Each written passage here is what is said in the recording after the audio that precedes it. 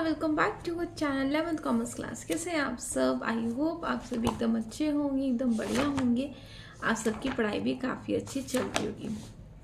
तो आप सब जानते हैं आजकल हम पढ़े हैं सप्लाई वाला चैप्टर, तो उसमें कल को मैंने आपको पढ़ाया था assumptions of law of supply. ठीक है, तो आज हम पढ़ेंगे चेंज इन सप्लाई और चेंज इन क्वांटिटी सप्लाई। ठीक है, तो देखो चेंज इन सप्लाई और चेंज इन क्वांटिटी सप्लाई अलग अलग टॉपिक्स हैं। ठीक है, तो हम पहले ना देख लेते हैं कि चेंज इन क्वांटिटी सप्लाई में आपको ऐसे बता देती हूँ, फिर मैं आपको बुक में से पढ़ाऊंगी। देखो चेंज इन क्वांटिटी सप्लाई का मतलब ये है कि इसमें हम क्या चीज़ देखते हैं, इसमें हम ये चीज़ देखते हैं कि प्राइस के चेंज होने की वजह से सप्लाई पे क्या अफेक्ट पड़ता है। ठीक है, चेंज इन क्वांटिटी सप्लाई का मतलब यही है कि यहाँ पे हमें ये पता चलता है कि प्राइस के चेंज होने पे सप्लाई पे कैसे अफेक्ट पड़ता है। ठीक है, तो यहाँ पे जब सप्लाई आपकी इंक्रीज होती है तो उसको हम एक्सपेंशन बोलते हैं, और जब डिक्रीज होती है उसको हम कॉन्ट्रैक्शन बोलते हैं।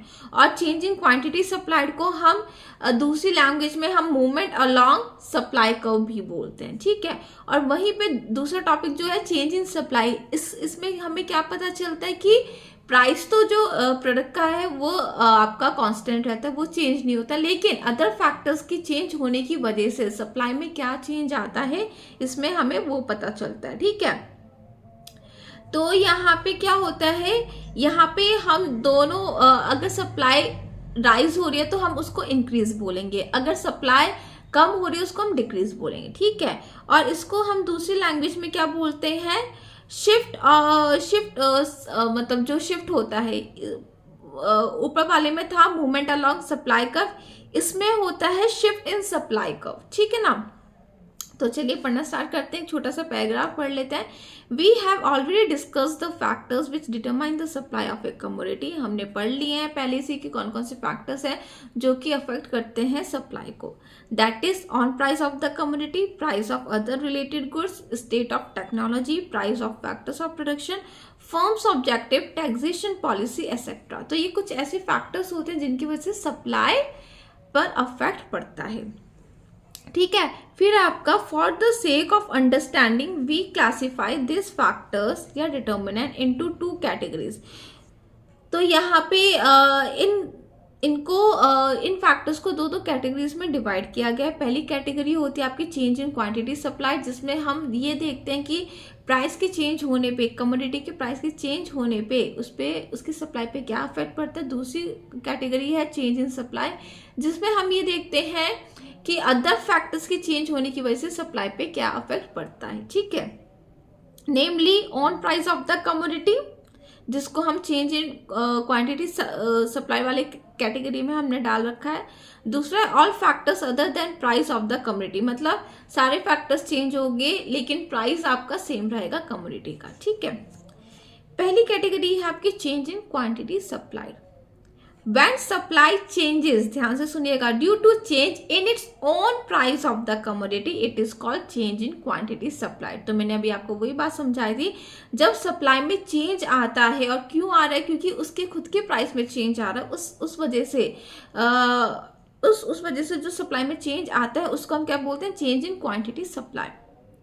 It is expressed in the form of expansion and contraction of supply. तो ये हम किस चीज में, कैसे हम इसको एक्सप्रेस करते हैं कि अगर सप्लाई इंक्रीज है तो उसको हम एक्सपेंशन बोलेंगे, सप्लाई डिक्रीज हो उसको कॉन्ट्रैक्शन बोलेंगे।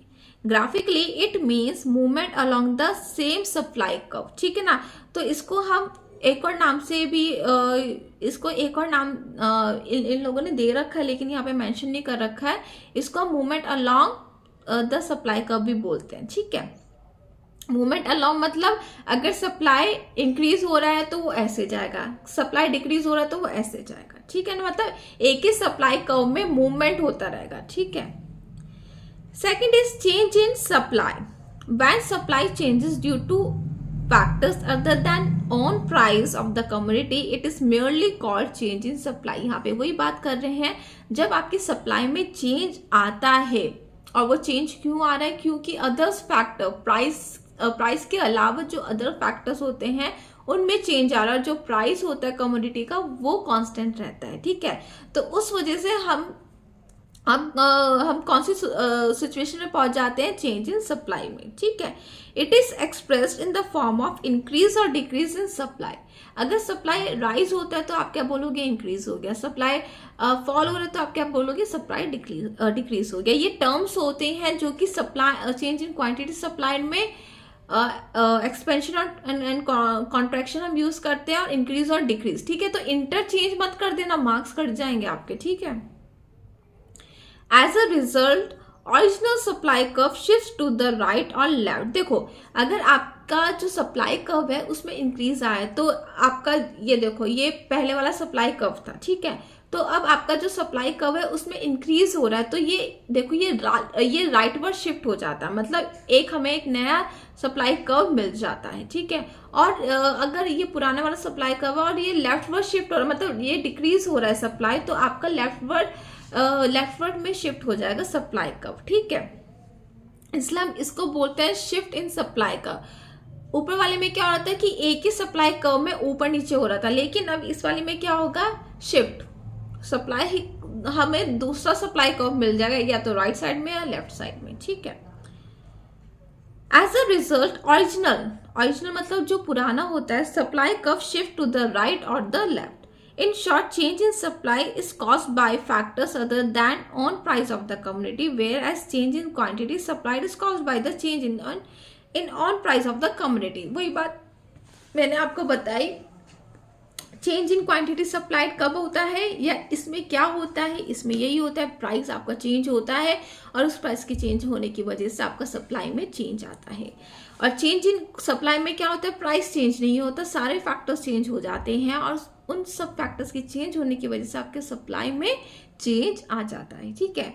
तो आज हम सिर्फ मीनिंग ही पढ़ेंगे, फिर कल से हम एक्सपेंशन एंड कॉन्ट्रैक्शन वाला हम पार्ट पढ़ेंगे, फिर हम increase and decrease in supply वाला पार्ट पढ़ेंगे, ठीक है। तो आई होप आपको ये जो बेसिक मीनिंग है आपको क्लियर हुआ हो, और बच्चे बहुत ज़्यादा कंफ्यूज होते हैं, प्लीज़ कंफ्यूज मत होइएगा। तो अगर आपको फिर भी कोई डाउट या कंफ्यूजन है इस टॉपिक में तो आप आराम से मुझसे कमेंट सेक्शन में पूछ सकते हैं। तो फिर अब हम मिलेंगे कल की क्लास में, तब तक के लिए बाय।